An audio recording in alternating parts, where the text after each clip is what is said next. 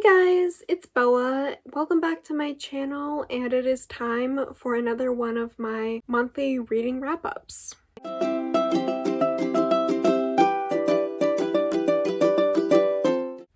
This month was such a good reading month for me, and I'm so excited to tell you about the books I read because, as you guys know, October is spooky season, so I did try and theme a lot of my books around that, but I also just read some other really cute books that I absolutely loved.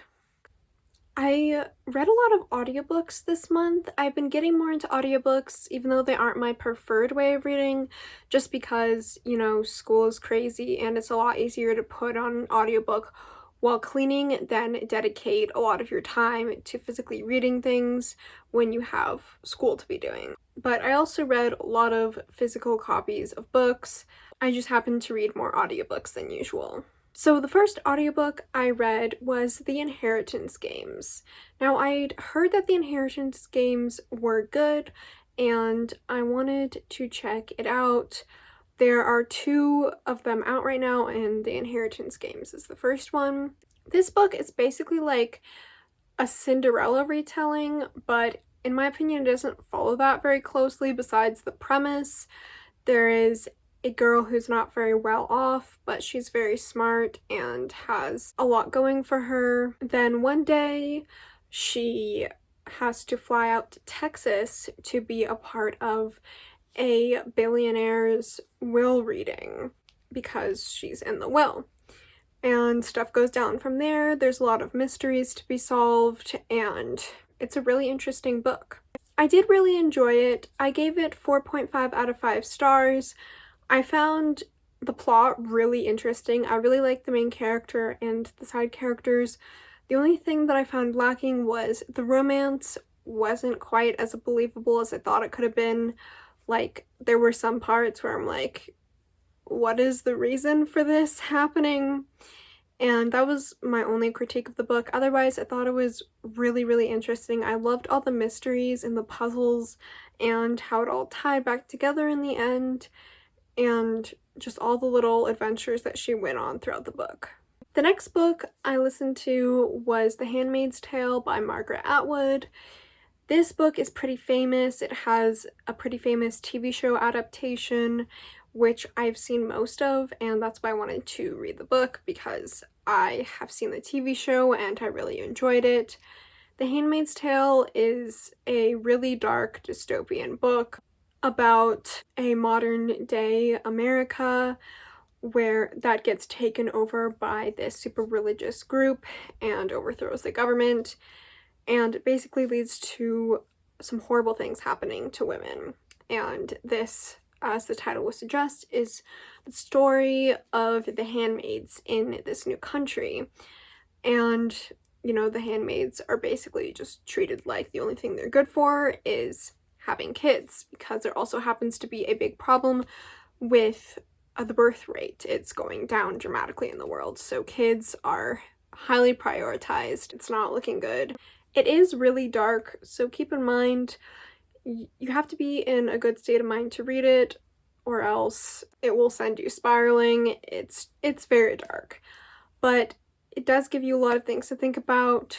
It addresses a lot of very important topics and how they're approached, so I would recommend it. I gave it 5 out of 5 stars. I did really enjoy the book just as much as I enjoyed the TV show. The writing is so captivating in this book. Like, just simple descriptions of things are so well written and beautiful, and it just makes it come to life, like, in your mind.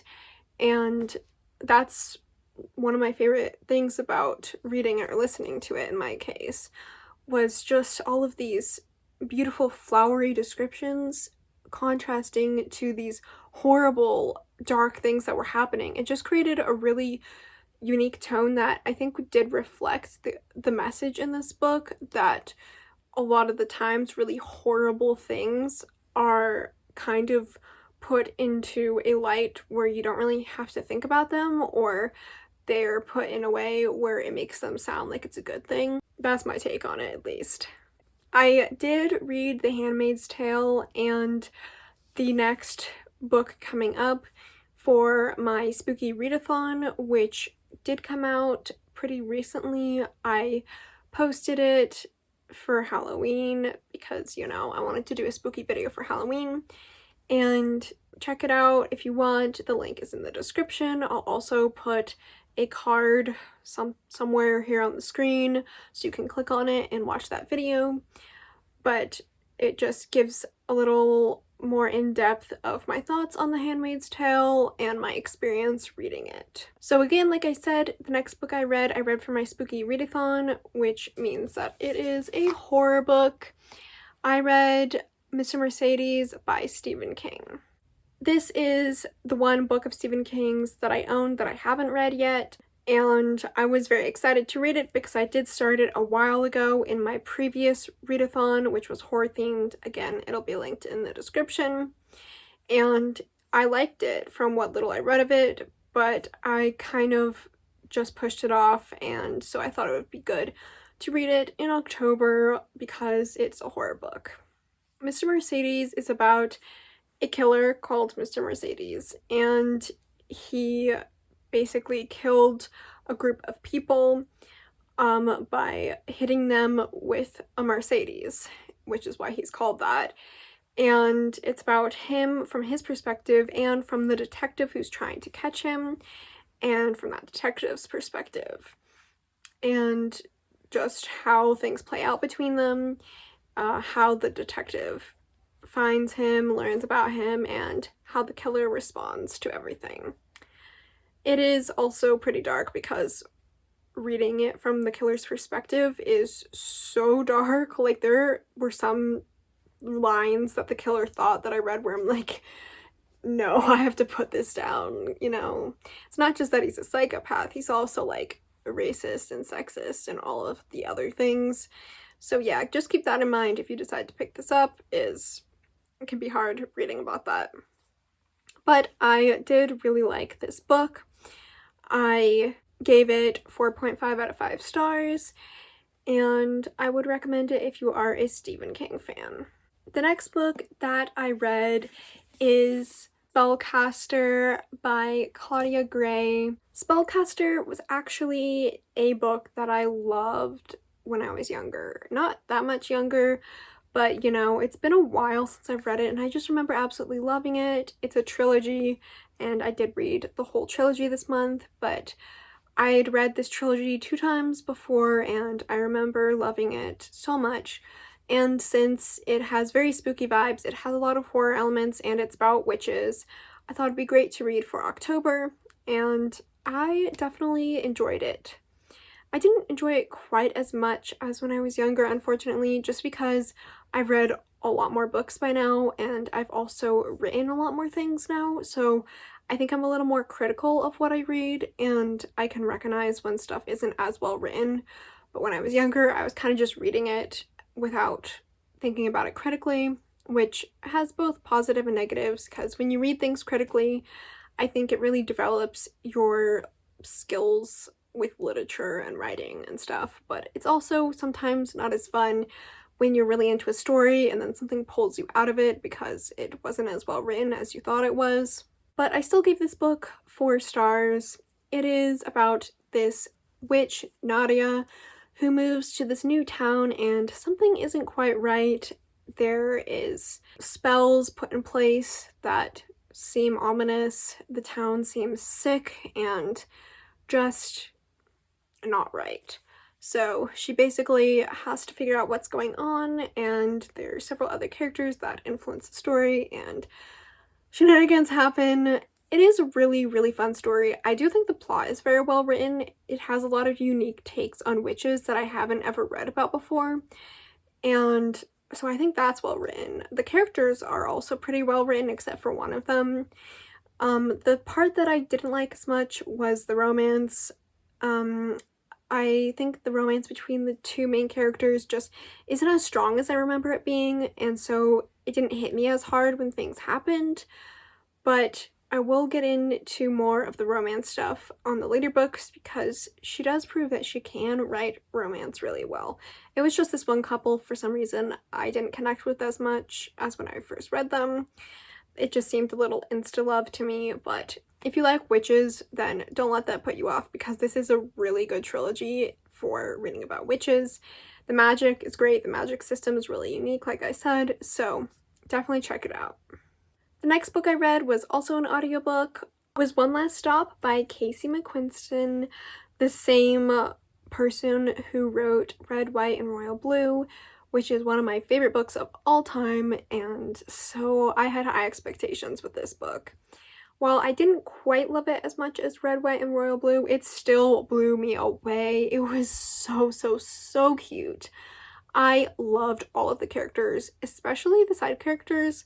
Like, they were really well fleshed out and had their own like personalities and lives and love interests going on, which is great to see because a lot of the time side characters are kind of just there in the story. But yes, this was so adorable. It's basically about two girls, one who is kind of a pessimist, yeah, that's the word, pessimist, and she's been bouncing around between different cities, and she eventually moves to New York because, you know, it's New York. It's like basically the city of pessimists. So she goes there and she meets some new roommates, and she takes the cue and she meets this girl. But stuff isn't as it seems. There is a smidge of magic in this one, which made me really happy. And she basically has to figure out why this girl can't leave the subway.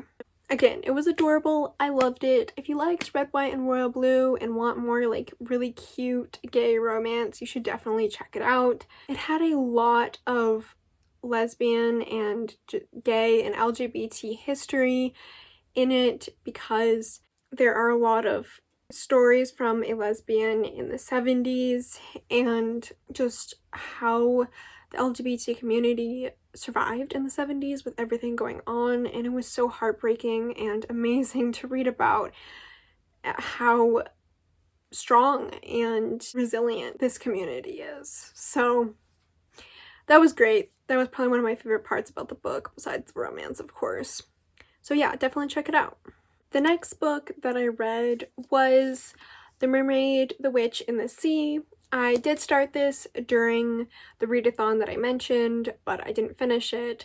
I ended up finishing it about a week or two later, and oh my god, this book was so good. It kept me into it the whole time.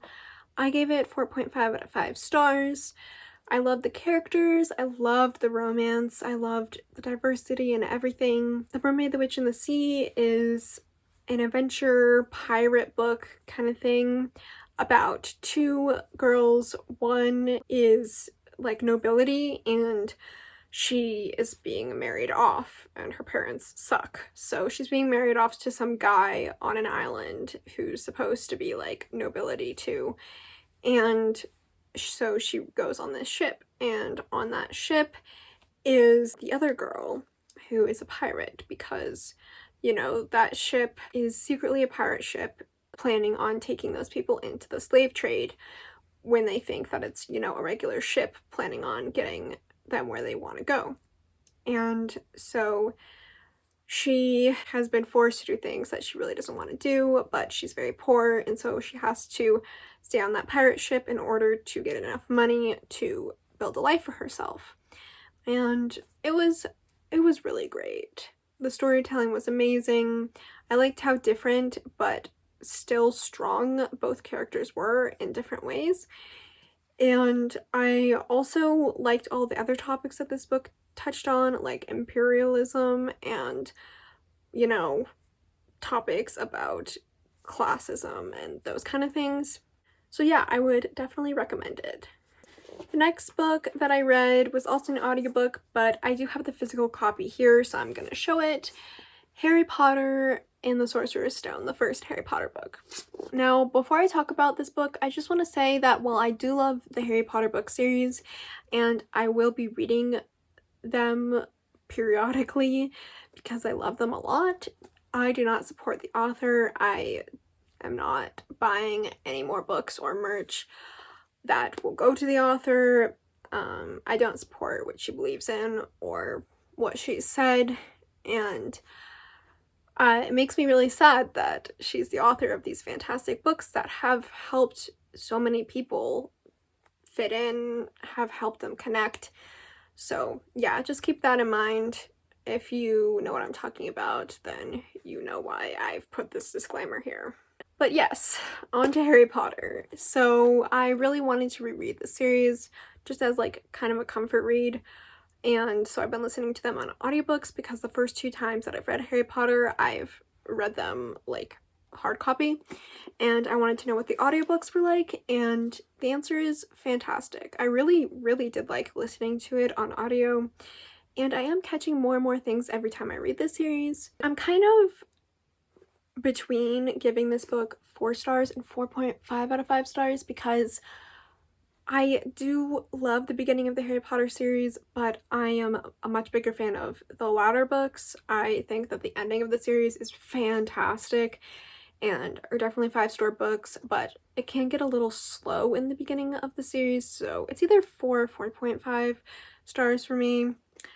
And if you guys don't know what the Harry Potter books are and you're in the reading community, I don't really know what kind of hole you've lived in or what rock you've lived under, but you know, magical wizard books, basically what they are. The next book that I read was Steadfast, the second book in the Spellcaster trilogy. Can we talk about how like stunning this cover is? I really did like this Bellcaster cover too. I didn't mention that, but I love their covers. This is a 4.5 out of 5-star book for me. It definitely did get better from the first book because one of my favorite characters gets introduced and my favorite romance in these books blossoms.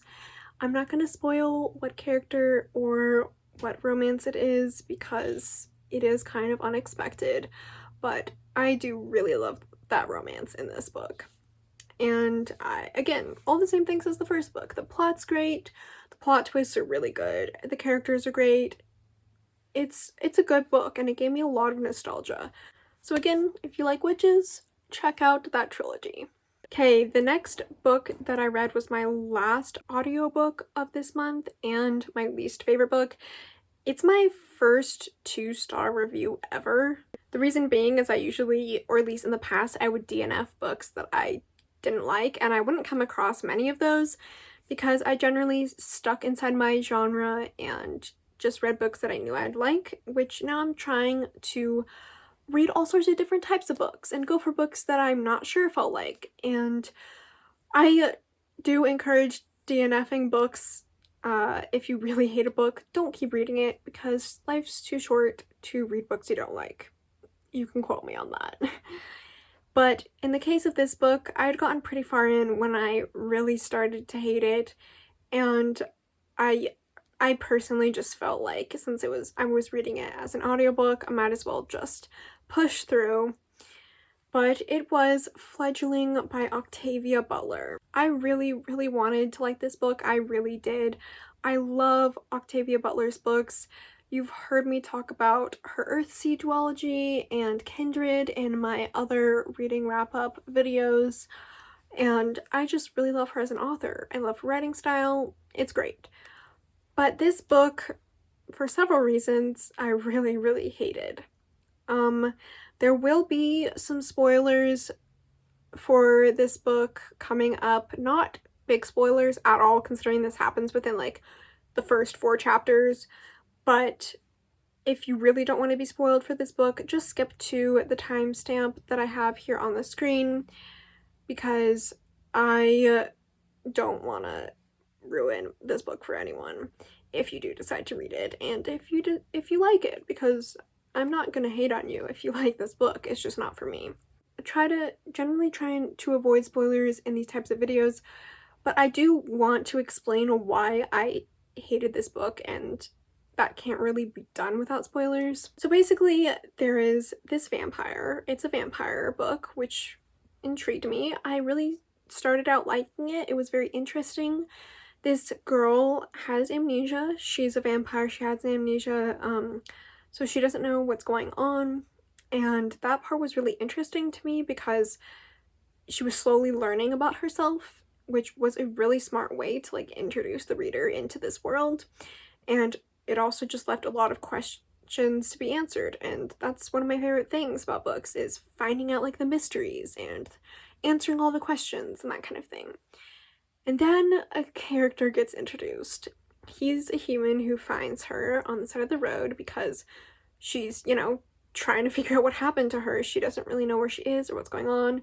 She looks pretty bedraggled. She's been wounded. She's healed, but she was wounded. She has blood on her for killing a deer. Like, she looks pretty bad.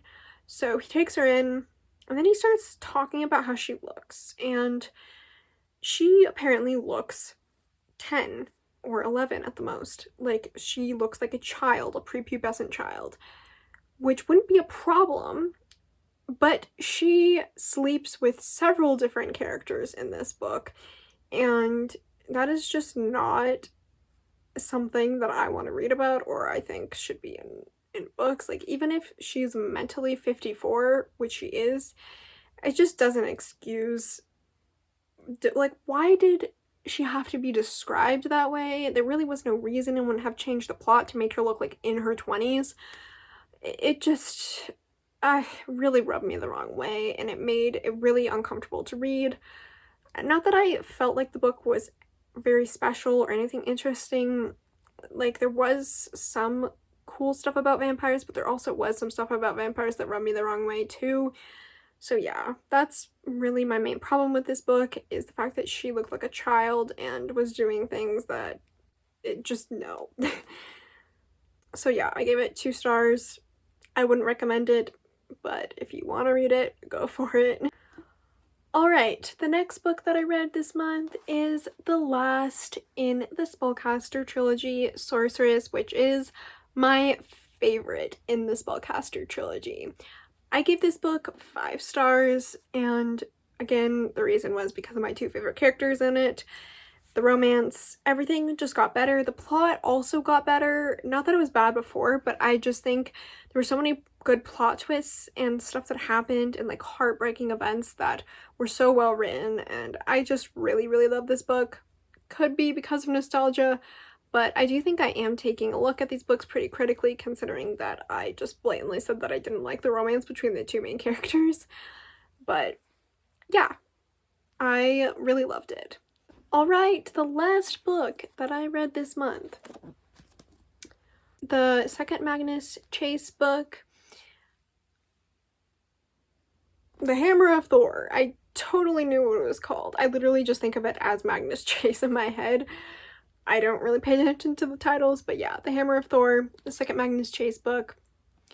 I started reading the Magnus Chase trilogy in September during Mythology Month. I read the first 2 books a really long time ago. I just never finished the trilogy. So obviously I'm rereading the first 2 books because I forgot basically everything that happens.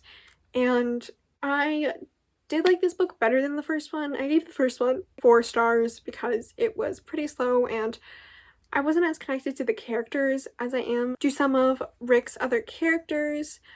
But I like this one better because a character was introduced that I absolutely love, and that is Alex Fierro. They are a gender fluid character, which absolutely warms my heart. Like, the diversity in this book is so good. That was the stuff on my bookshelf just rattling. Don't mind that. But yeah, there's a Muslim character, a gender fluid character, there's more. I'm just like blanking on them right now, but yeah, there's a lot of diversity in this book. And so yeah, that's one of the reasons why I like this book better. I also think the plot's more interesting, and now that the first book's out of the way, there's just more interesting stuff going on. Also love the villain. Loki, who's the god of mischief, is really great and really terrifying in this book. Like, some of the stuff he does is just really scary. So yeah, overall I did really, it just decided to stop recording on me, so sorry about that, but I was basically just saying that I enjoyed it more than the first book, and I would recommend the Magnus Chase trilogy if you like the Percy Jackson books. For those of you who don't know, Percy Jackson or Magnus Chase or any of Rick Riordan's books what are you doing? Read them right now. They're basically based off of like different mythology. Like he has ones for Greek mythology, which is Percy Jackson, and Percy Jackson is one of my favorite series of all time. I would definitely check them out if you haven't. They're so good. The Magnus Chase trilogy is Norse mythology, which is really cool to read about because I am Swedish, so like the whole like Norse myths and stuff are just really interesting to read about. And he has the Kane Chronicles, which is the Egyptian mythology books. I know he's coming out with more different types of mythology books, but I don't know which ones those are. He also has he has several Percy Jackson series, so just check out his books is basically what I'm saying. I do really enjoy all of them, and I've read almost all of them. I just have a few that I haven't read yet, which is what I'm planning on doing by the end of the year. So I read 11 books this month, which I'm really happy with, and I enjoyed most of them. Me from the future here. Freaking stop rattling, okay. Actually me from like 5 seconds later from when I ended this video, I, being an idiot, went and double-checked my list of books that I read this month because I had a feeling that I was missing one, and I was like, I feel like I read 12, not 11. And I, being an idiot, did read 12, not 11. I forgot to mention that I read the second Harry Potter book, Harry Potter and the Chamber of Secrets as well. Don't really have much to say about it. I, again, am wavering between 4 and 4.5 for the rating for it, but obviously it's Harry Potter. I did enjoy it. So yeah, sorry about that. Clearly not thinking, but I read 12 books this month. And I also forgot to say that leave down in the comments what you read this month, how many books you read this month, because I always want to know. Thank you guys so much for watching this video. I did hope you enjoy, and if you want to see more of this content, make sure to like, subscribe, and turn on those post notifications. Bye!